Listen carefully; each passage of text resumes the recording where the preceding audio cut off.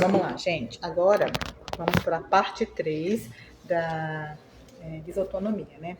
Bom, em alguns estudos nós verificamos que ultimamente ou recentemente percebemos que alguns pacientes que desenvolveram o Covid-19 ou que passaram, né, pela doença em si, eles estão recebendo com muita frequência o diagnóstico de SNA, da desautonomia.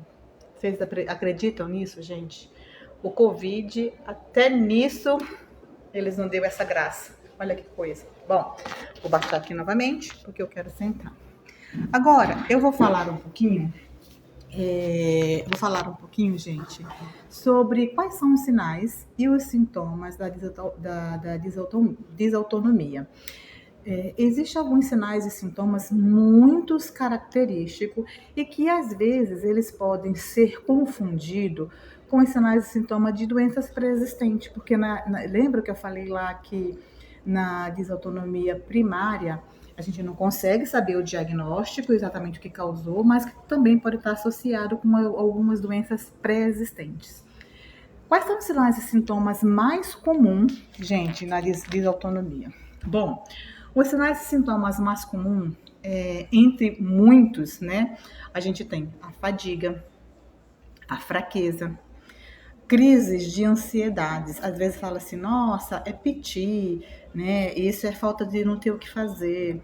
Gente, a ansiedade é um outro diagnóstico. Lá na frente eu falo que muita gente pisa na bola quando menospreza ou ridiculariza a pessoa que tem ansiedade, a pessoa que tem depressão. Isso é um diagnóstico que tem que ser levado a sério, é uma doença, precisa ser tratado, tá?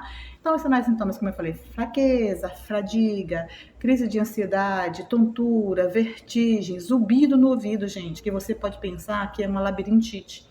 Zumbido no ouvido, sensação de desmaio, que a gente chama de lipotímia, né? Que é aquela sensação que parece que o chão saiu dos seus pés e você vai desmaiar. O desmaio em si, às vezes a pessoa apresenta vários desmaios, né? Mas desmaio mesmo, com perda de consciência. E são desmaios assim, com frequência, com bastante intensidade. Dificuldade de ficar de pé, as pessoas vão ter dificuldade de se manter ereto, de se manter em pé. Cefaleia, que é a famosa dor de cabeça, né, gente? A visão também pode ficar turva, fica como se você estivesse vendo as coisas meio que borrado, né? Perda de memória, que também é uma das situações que o Covid deixou como sequela.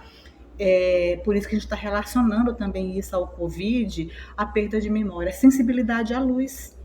As pessoas com desautonomia também vão ter sensibilidade à luz, taquicardia, o peito vai bater tão forte, parece que ele está batendo aqui na garganta.